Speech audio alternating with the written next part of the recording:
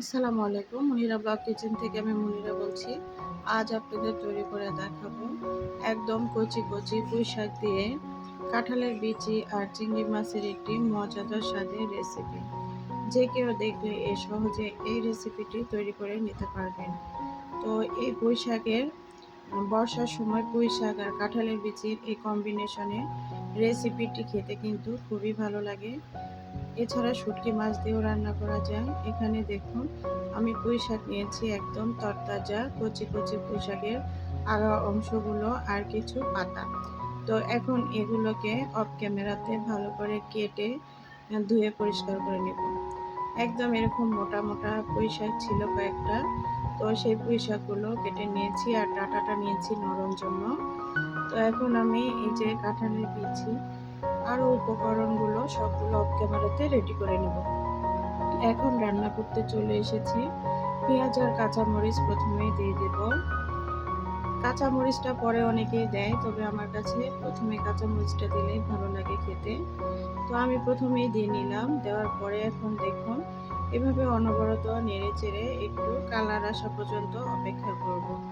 আর চুলার হিটটাকে একটু বাড়িয়ে দিলাম, মিডিয়াম হিটে ছিল আর একটু হাইয়ে দিলাম।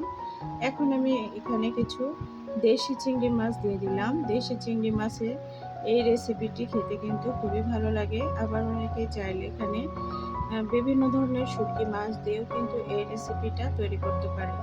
তবে আমার হাতের কাছে শুটকি ছিল না, যার জন্য চিংড়ি মাছ দিয়ে এই রেসিপিটা তৈরি করেছিলাম। আর পরিবারের সবাই কিন্তু এই রেসিপিটি খেয়ে খুবই প্রশংসা করেছিল। এখন দিয়ে দিলাম লবণ। লবণটা দেওয়ার পরে এটাকে আরও সুন্দর করে একটু নেড়েচেড়ে নিলাম। চিংড়ি মাছটা প্রথমে দিয়েছিলাম তেলের মধ্যে, কারণ চিংড়ি মাছটা আলাদা করে ফ্রাই করার আর প্রয়োজন পড়বে না, এর জন্য। এখন একটু হলুদ দিয়ে দিলাম। আসলে চিংড়ি মাছটার সুন্দর একটা কালার আসছে না, যার জন্য একটু হলুদ দিয়ে দিলাম। আমার কালারফুল তরকারি না দেখলে ভালো লাগে না, যার জন্য। তো আপনারা পরবর্তীতেও হলুদটা অ্যাড করতে পারেন। তো এখন আমি এখানে ধীরে ধীরে কিছু গুঁড়া মশলা দিয়ে দেব। অতিরিক্ত মশলা দেওয়ার কোনো দরকার নাই। আমি এখানে কোনো প্রকারের আদা রসুন বাটা ব্যবহার করব না, রসুন ব্যবহারই করিনি। তো শাকে সাধারণত রসুন দিলে ভালো লাগে, তবে এই রেসিপিটা তৈরি করার জন্য রসুন দেওয়ার কোনো প্রয়োজন নেই। আপনারা চাইলে দিতে পারেন। এখন এখানে আমি জিরা, হলুদের গুঁড়া, একটু সামান্য সজের গুঁড়া আর মরিচের গুঁড়া দিয়ে এখন এটাকে একটু তেলের মধ্যে নেড়েচেড়ে নিব। নেওয়ার পরে এখন আমি এখানে পানি দিয়ে দিলাম আধা কাপের মতো। পানিটা দিয়ে মশলাটার সঙ্গে মাছগুলোকে খুব সুন্দর করে কষিয়ে নিতে হবে। যেহেতু চিংড়ি মাছ দিয়েছি এজন্য একটু পানিটা বেশি দিলাম। চিংড়িটা একদম সুন্দর কষানো হয়ে যাবে। এই যে দেখতেই পাচ্ছেন সুন্দর করে চিংড়ি মাছটাকে কষিয়ে নিয়েছি অফ ক্যামেরাতে। তো চিংড়ি মাছটা দেওয়ার পরে যখন একটু কষিয়ে নেওয়া হয়ে যাবে, সেই পর্যায়ে কাঁঠালের বিচিগুলো দিয়ে দিচ্ছি। রান্নার ধরনটা এক একজনের এক এক মতো হয়ে থাকে। তো আমি যেভাবে রান্না করি সেগুলোই সবসময় আপনাদের মাঝে তুলে ধরি, আর আশা করি আপনাদের কাছে খুবই ভালো লাগে। বা যাদের ভালো লাগে না তারা কিন্তু কমেন্ট করে জানিয়ে যাবেন। কোনো ভুল ত্রুটি থাকলে আমি সমাধান করার চেষ্টা করব। আর আপনাদের কি কি রেসিপি দেখার ইচ্ছা আছে তা কমেন্টে জানিয়ে যাবেন, আমি সেই রেসিপিগুলো নিয়ে আসব।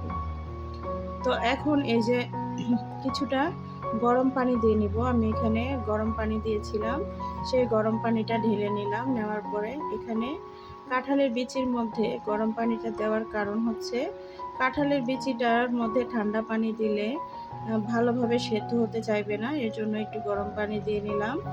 গরম পানিটা দিলে খুব দ্রুত সুন্দরভাবে সেদ্ধ হয়ে যাবে। তো এখন এটাকে আমি নেড়েচেড়ে ঢাকনা দিয়ে ঢেকে রেখে দেব। প্রচুর পরিমাণে ধোঁয়া হচ্ছে। আসলে আপনারা যারা কারেন্টের চুলা ব্যবহার করেন অবশ্যই কমেন্ট করে জানাবেন এত ধোঁয়া কেন হয়, নাকি আমারটাতেই হচ্ছে। তো এখন ঢাকনা দিয়ে ঢেকে কিছু সময় রেখেছিলাম। এখন ঢাকনা উঠিয়ে এটাকে নেড়েচেড়ে দিব। দেখতেই পাচ্ছেন এটা কিন্তু খুব সুন্দরভাবে কষানো উপযোগী হয়েছে। তো এখন নেড়েচেড়ে কষিয়ে নিব ২-৩ মিনিটের মতো। তো আসলে এখানে কষিয়ে নিলে হবে কি, ওই যে পেঁয়াজ, কাঁচামরিচ আর মশলাগুলো দিয়েছি সেগুলো কিন্তু সুন্দর মতো গলে যাবে। আর আমি একটু চেক করে দেখছিলাম কাঁঠালের বিচিগুলো কি পরিমাণে সেদ্ধ হয়েছে। তবে এখানে লোহার খুন্তি হলে খুব সুন্দরভাবে বোঝা যাইত। তো এখন এটাকে আমি নেড়েচেড়ে আবার ওই যে আগে থেকে ধুয়ে কেটে রেখেছিলাম যে পুঁই শাকগুলো, সেগুলো কিন্তু এখানে দিয়ে দিলাম। পুঁই শাকটা দেওয়ার পর এখন আমি এটাকে নেড়েচেড়ে নিচ্ছি। নিয়ে এখন ঢাকনা দিয়ে ঢেকে রেখে দিব ৫-৭ মিনিট। ৫-৭ মিনিট পর ফিরে আসলাম। এখানে কিন্তু কোনো প্রকার পানি অ্যাড করিনি। পানি না অ্যাড করলেও কি হবে দেখুন, পুঁই শাক থেকে তো প্রচুর পানি বের হয়, যার জন্য অনেকটাই পানি বের হয়েছে। এই যে দেখতে পাচ্ছেন, এই পানিটা দিয়েই কিন্তু সুন্দর মতো রান্নাটা হয়ে যাবে। এখানে এক্সট্রা করে পানি চাইলে আপনারা দিতেও পারেন, না দিলেও কোনো সমস্যা নেই। যে পরিমাণ পানি আছে এই পানি দিয়ে কিন্তু সুন্দর মতো রান্নাটা হয়ে যায়। তো ঢাকনা দিয়ে ঢেকে আবার কিছু সময় জাল করে নিব। তো এখন ঢাকনাটা উঠিয়ে এখন এটাকে নেড়েচেড়ে দেব। পানিটা কিন্তু প্রায় অনেকটাই শুকিয়ে এসেছে। তো এখন এই পর্যায়ে আবারও নেড়েচেড়ে দিব। এভাবে কিন্তু কিছু সময় পর পর ঢাকনা উঠিয়ে নেড়েচেড়ে দিতে হবে। তা না হলে সমস্ত সবজিগুলো ঠিকমতো সেদ্ধ হবে না। এর জন্য একটু পরপর ঢাকনা দিয়ে ঢেকে রেখে দিতে হয়। আবার কিছু সময় পর ঢাকনা উঠিয়ে এভাবে নেড়েচেড়ে দিতে হয়।